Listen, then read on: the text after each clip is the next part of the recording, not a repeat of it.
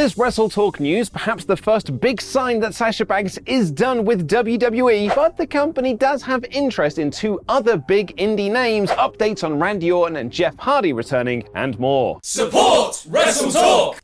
Look, I've got to do it, haven't I? I know it's what you want, so sing along with me in the comments, because it's time to paraphrase the great Sinead O'Connor. Has it been several hours and 184 days since Sasha Banks and Naomi walked out on WWE while being the reigning women's tag team champions? The pair left over creative frustrations with the women's division while Vince McMahon and Johnny Ace were in charge of the show, with Banks and Naomi leaving their titles on Ace's desk as they walked out of the building. That was back in May, and since then the pair have done convention signings, appearances, and even been invited to red carpet events. There is still a lack of clarity on the status of their WWE contracts though, with some reports from the Times saying that both had deals that were close to being renegotiated, and other sources saying neither can wrestle for anyone outside of WWE until early next year. But a lot has changed in the landscape of WWE since May. Both Vince McMahon and Johnny Ace are no longer with the company, and Vince's son-in-law Triple H is running creative, and Vince's daughter Stephanie is heading up as CEO of the entire company. Several faces that were fired during the pandemic or let their contracts expire to explore potential greener pastures have also returned, like Johnny Gargano, Candice LeRae, the Good Brothers, Hit Row, Mia Yim, Karrion Kross and Scarlett, Braun Strowman, and even Bray Wyatt. Since the start of the Triple H regime, there has been several reports and fan speculation that Banks and Naomi will be making their way back to WWE. Last month, there was a report that said the two sides had been talking, but Triple H himself revealed there had been a communication breakdown between WWE and Sasha Banks, and restarting those conversations is not a difficult process, but it is a process, and you have to go through the process. The rumors of Banks and Naomi making their WWE return were kicked into overdrive when the pair were reinstated into the then now forever together bumper that kicked off WWE's crown jewel. However, it was reported by Fightful Select that this was done in error, and the production team just played an old intro. This also came around the time of a new report that Triple H had planned to fast-track NXT star Cora Jade to the main roster to potentially be the next Sasha Banks. But Banks herself also announced on her Instagram stories that she was working on something that had been in the making for the same amount of time she'd been away from WWE, sending the wrestling fan world into spiral when she posted a fan-made graphic of her versus Kairi Sane for the new IWGP Women's Championship in New Japan Pro Wrestling. There was also speculation that Banks and Naomi could return for WWE's War Games at Survivor Series, as Belair's team, at least last week, had two spots open. However, one of those has now been filled by Mia Yim, while Bayley's team was rounded out this week by Rhea Ripley. We'll have more on those changes a little bit later in the episode. So, to sum all of this up, Banks and Naomi left, then there were reports they'd come back, some communication broke down, there are reports they're not coming back, Banks removed the Sasha Banks name from her Twitter handle, and no one quite knows where anyone stands. But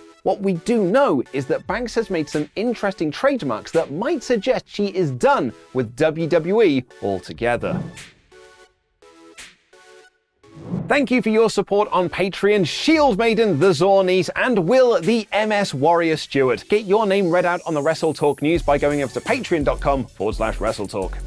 It was revealed yesterday that Banks, via her company Solnado, which sounds like a cheap sci-fi movie, has made the following trademarks: Mercedes Monet, Monet Talks, Bank Monet, and Statement Maker, all of which are references to her WWE gimmick of the Boss, her gimmick surname of Banks, and her submission finish, the Bank Statement. Her real name, Mercedes, is also part of that list, and it potentially could be a new in-ring name for her if she does wrestle for companies outside of WWE. The trademarks were filed by attorney Michael Dawkins, who handles wrestling trademarks for several names in the industry. But perhaps there is some hope for that WWE return after all, because none of those trademarks are wrestling related. Instead, they are for clothing, jewelry, posters, stickers, trading cards, coffee mugs, and action figures. If anything, this feels more like Banks is about to announce a new toy line with Mercedes Monet as the lead character, perhaps the leader of an elite group of combat superheroes called the Statement Makers, complete with an awesome 80s rocking intro that will be covered by Power Glove and played at comic conventions. Give me your pitch for this new cartoon and action figure line in the comments down below. Adding speculation fuel to what is already a raging fire, Banks has now been announced for Comic-Con Revolution in May of next year. Not only has she been announced under her real name, but they write in the press release that she is professional sports entertainer formerly known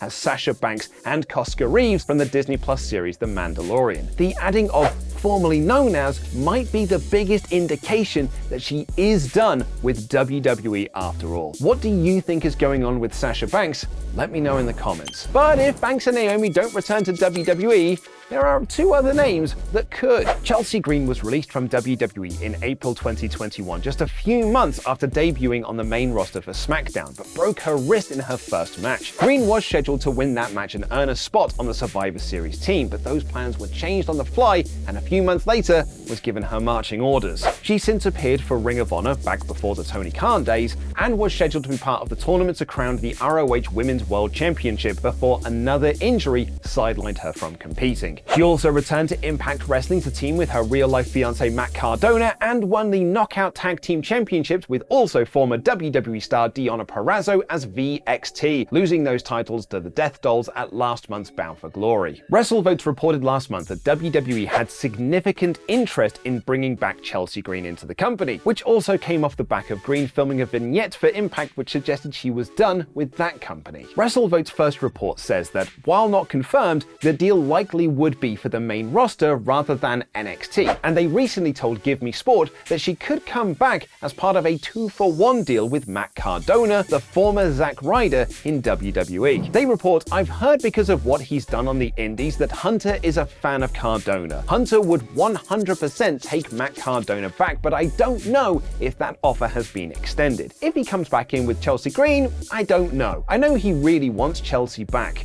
Specifically, I know Shawn Michaels loves Chelsea Green, so if they want her, you would think they would kind of make a 2-for-1 offer, like, we'll take both of you guys if you want." Cardona has really made a name for himself since leaving WWE in April of 2020, winning titles in Impact and making the internet super mad when he won the GCW Championship from Nick Gage in a fantastic death match and even captured the NWA World Championship in February. Would you like to see Chelsea Green and Matt Cardona back in WWE? Let me know in the comments. And if Green does come back, there is a spot open for her in War Games because plans have changed. It was revealed on this week's Raw that Mia Yim would join Bianca Belair's team against Bayley's group of baddies, which has added Rhea Ripley to complete her lineup. There is still one spot open on Belair's team, with speculation abound that it could be filled by Dana Brooke, who lost her 24/7 championship to Nikki Cross and is looking for revenge, and even Beth Phoenix, who was taken out at Extreme Rules by Rhea Ripley in the finish of Edge's match with Finn Balor. However, the spot was reportedly originally designed for Candice LeRae, who was taken out by Damage Control a few weeks ago in a backstage segment, which is now being reported as a way to write Candice LeRae off TV so she can recover from an injury. Dave Meltzer noted on Wrestling Observer Radio that LeRae had been earmarked for the final spot, but her injury might keep her off the pay-per-view. On the men's side of things, we have the Brawling Brutes and Drew McIntyre going up against the Bloodline, with one spot open on the good guy side. Many fans figured this would be Kevin Owens due to his connections with Sami Zayn, but it was reported over the weekend that Owens sprained his MCL on a house show. And Dave Meltzer added on Wrestling Observer Radio that this could cost him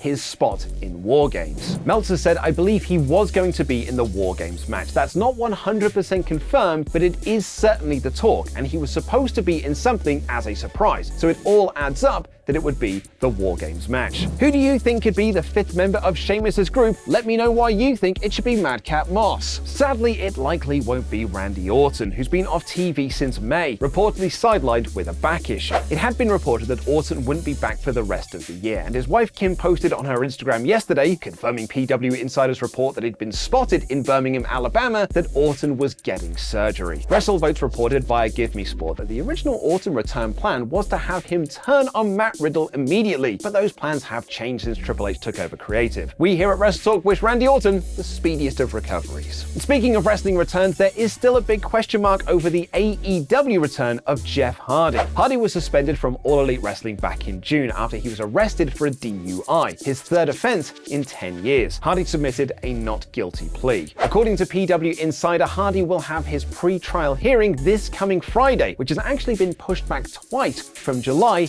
and October. The first trial was postponed as his attorneys waived his right to a speedy trial to request more time. The second delay came from a last-minute motion with his attorneys saying that the parties require additional time to negotiate a potential pre-trial resolution. This would suggest that Hardy's attorney team are working on an agreement that will prevent this going to trial. Of MJF.